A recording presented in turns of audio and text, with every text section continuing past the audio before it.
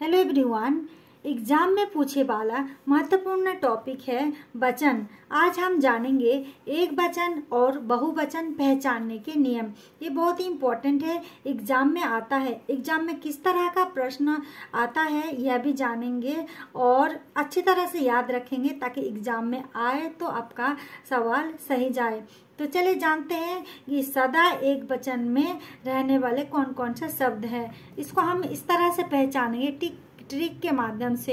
ये समझ लीजिए, कुछ टॉपिक हम बताएंगे जो आपको हमेशा याद रहेगा और पता चलेगा ये कौन सा वचन है। तो सबसे पहला है भाववाचक संज्ञाएं। भाववाचक संज्ञाएं है जो सदा एक वचन में प्रयुक्त होती है। जैसे एग्जाम्पल देखिए, डर, अपमान, प्रेम, कृपा, करुणा, ये सारे भाववाचक संज्ञा है और ये हमेशा एक वचन होता है। और कौन कौन से हैं? जैसे प्यार, खटास, अहंकार, दया, मिठास आदि। ये सारे जो है शब्द, जितने शब्द है ये सारे एक वचन शब्द है। ठीक है। और कौन से होते हैं एक वचन में? दूसरा है समूहवाचक संज्ञा। समूहवाचक संज्ञा जो समूह में होते सदा एक वचन में प्रयुक्त होते हैं। जैसे प्रशासन, सेना, जाति, कक्षा, ये सारे ग्रुप में रहते हैं। इनका ग्रुप है, समूह है। गुच्छा पूरा इकट्ठा होता है। सभा आदि, ये सारे समूहवाचक संज्ञाएं हैं और ये हमेशा एक वचन होते हैं। इसमें से कोई भी शब्द अगर एग्जाम में आता है तो आप अपने तरफ से कॉन्फिडेंस से आंसर सही करेंगे, टिक करेंगे कि ये एक वचन है। ठीक है। और कौन से होते हैं? धातु। धातु भी एक वचन होते हैं। इसमें से याद रखना, भाववाचक, समूहवाचक संज्ञाएं और धातु ये सारे एक वचन में आते हैं। पदार्थों का ज्ञान कराने वाली जातिवाचक संज्ञाएं सदा एक वचन में प्रयुक्त होती है।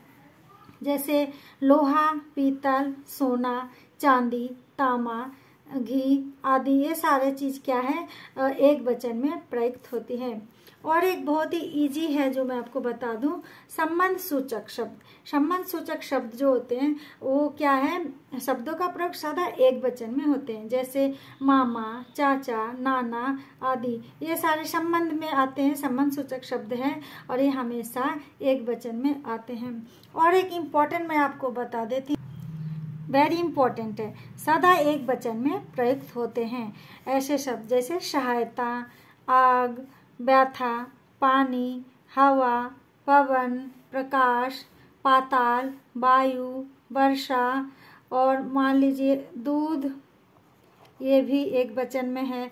और जनता, अगर आपको लग रहा है जनता तो बहुत होते हैं, ऐसा मत समझना, ये हमेशा जनता एक वचन में ही आते हैं आदि। बहुत सारे ऐसे शब्द हैं जो ये सारे तो इम्पोर्टेंट है, एग्जाम में आए तो आप अच्छी तरह से टिक कीजिएगा कि ये एक वचन है। कोई और जानकारी अगर चाहते हैं, कोई और टॉपिक हमसे पढ़ना चाहते हैं तो आप मेरे कमेंट बॉक्स में कमेंट कर सकते हैं। यहीं पर ही मैं वीडियो खत्म कर रही हूँ। चैनल को सब्सक्राइब जरूर करें। Thanks for watching.